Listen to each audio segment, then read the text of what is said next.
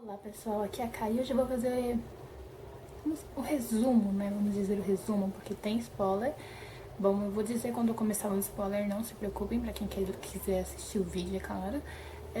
Eu vou fazer o resumo do livro do Jorge Amado, Capitães de Areia, da Areia. E então, vamos lá. Só depois da vinheta.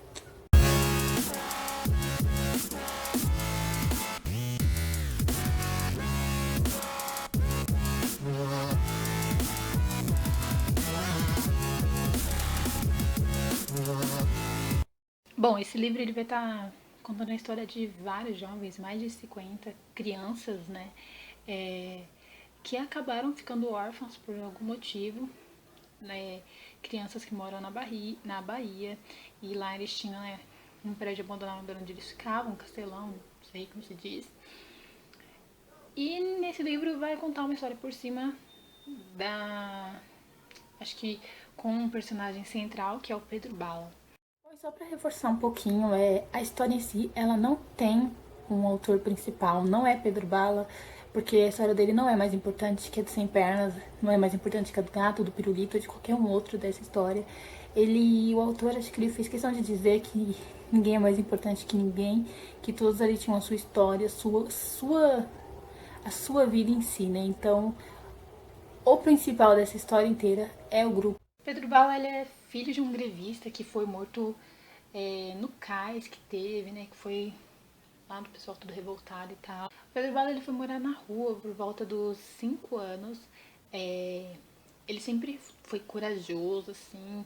Desde pequenininho ele já teve aquele potencial para liderar e tal. E então, quando ele chegou no grupo lá dos Capitães de Areia, tinha outro líder, me desculpe, eu não lembro o nome dele. E também não é importante.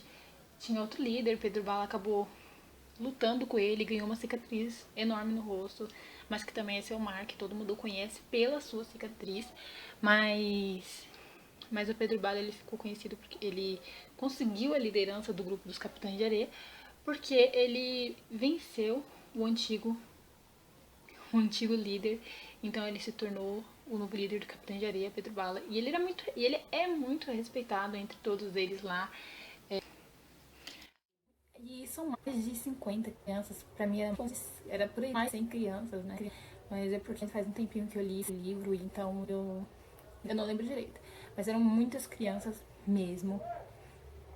Eu vou tentar ler, eu vou deixar na descrição pra vocês quantas crianças mais ou menos eram, mas mais de 50 crianças nessa média. Aos poucos essas crianças elas vão ganhando um lugar na história, aos poucos elas vão ganhando vão tomando parte da narrativa da história. E cada uma tem uma história mais incrível. Bom, todas as crianças tinham um professor, que ele é o desenhista, né, do grupo, que desenha muito bem. E ele também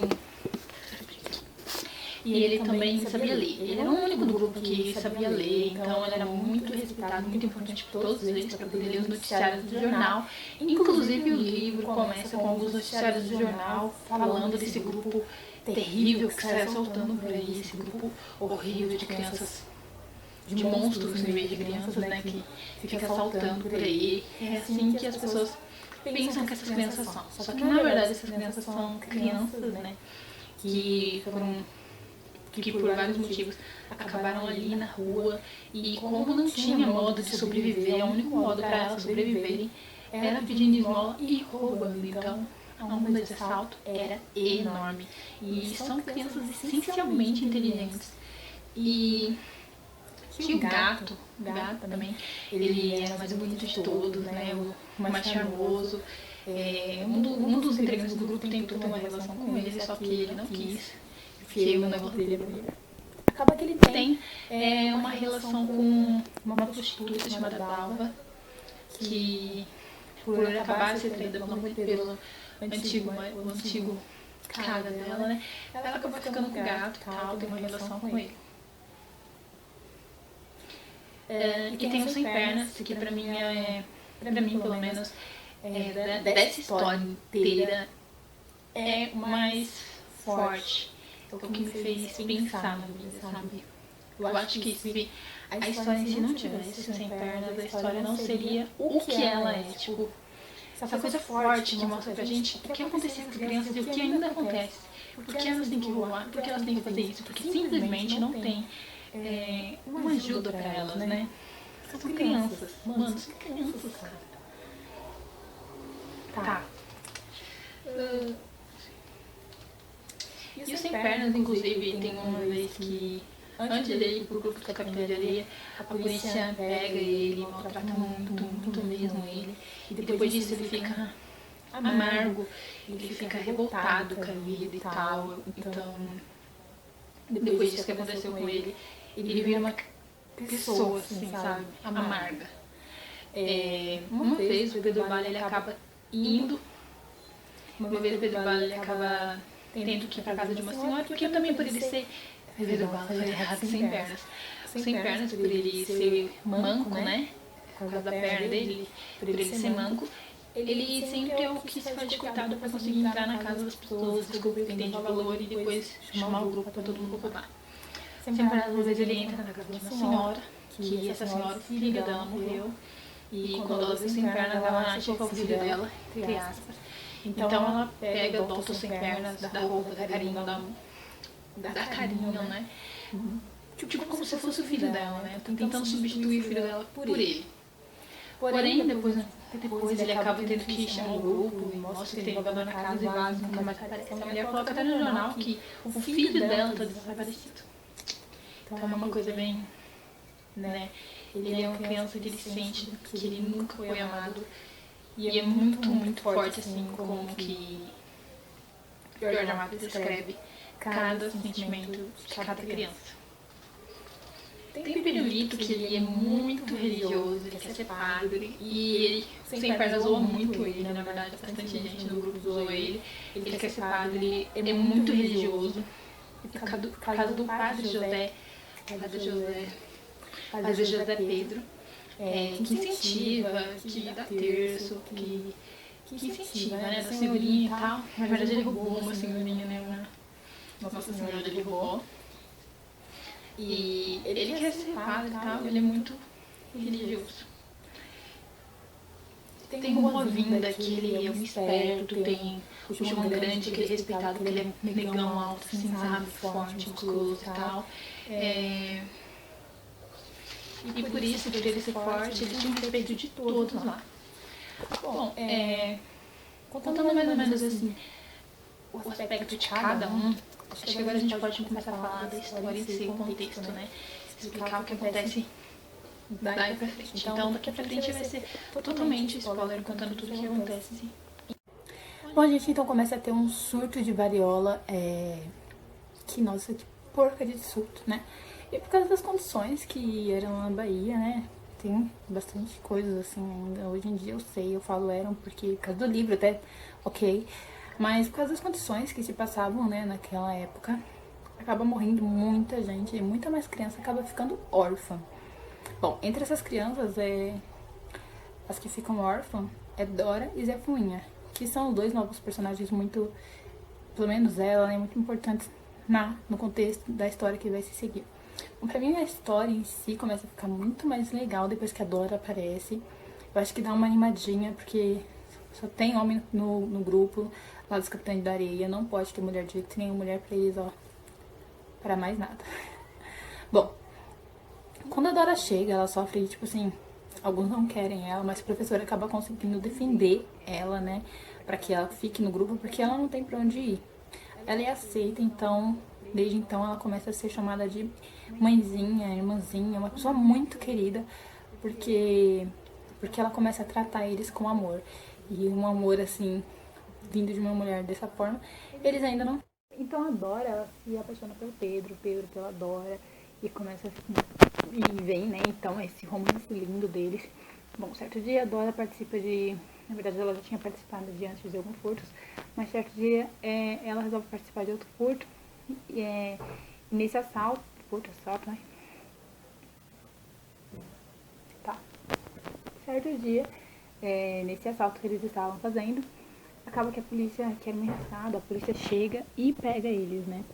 Só que para não pegar o resto do grupo, o Pedro Bala consegue disfarçar lá a polícia e tal, e acaba que o grupo se estafa e ele é preso. Ele O Pedro Bala, ele é torturado, tipo, pegam ele lá e arregaçam ele, deixam ele 8 dias na solitária. E a Dora é levada para um orfanato. Lá no orfanato a Dora fica muito doente, muito doente.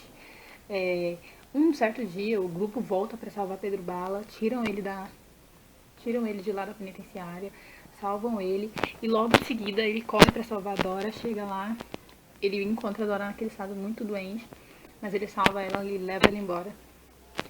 Ele já sabia que a Dora ia acabar morrendo porque ela estava muito mal, então ela pede para o Pedro fazer dela uma mulher e então no amanhecer, né, ela já amanhece morta. Bom, o grupo meio que fica meio assim, o professor que gostava um pouquinho da Dora fica também muito... Ninguém aceita direito, né? Todo mundo fica meio triste e tal, o grupo fica meio... Fica, na verdade, meio não fica abalado. Bom, depois disso,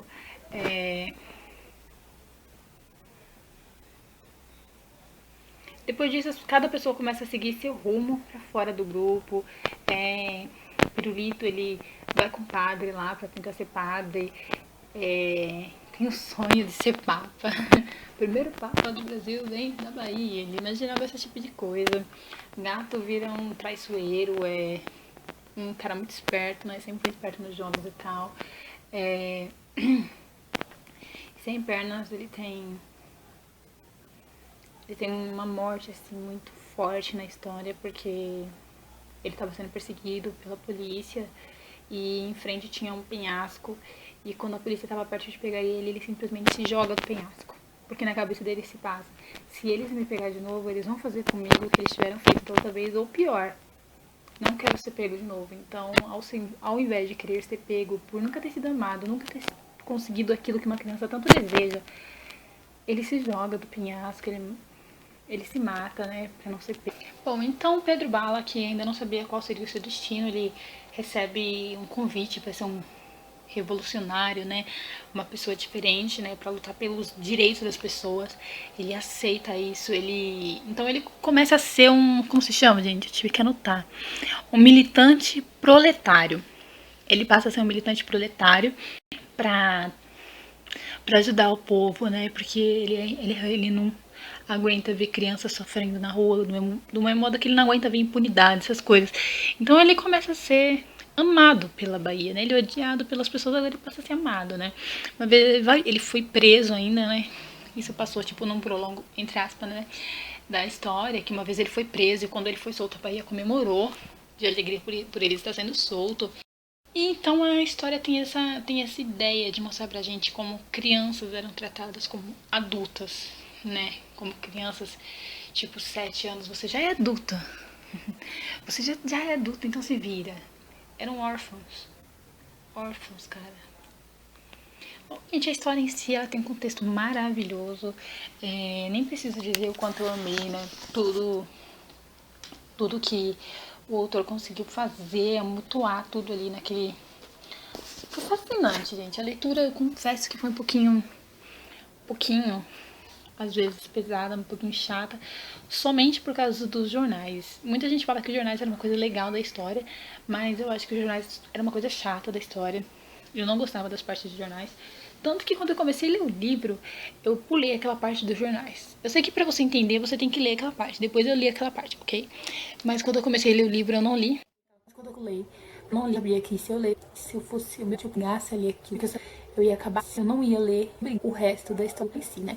Então eu pulei aquela parte lá e comecei a ler o livro normal. Tanto que eu recomendo para as pessoas, para os meus amigos que eu empresto meu livro, que se for ler Capitães da Areia, que pule aquela parte chata. Ainda mais gente que não é muito acostumado com a leitura em si. Então você pula aquela partezinha ali chata, entre aspas, chata, mas necessária, e começa a ler a história em si, né? Pra você se apegar à história, a você sempre querer saber mais, a você ter aquela paixão pela leitura.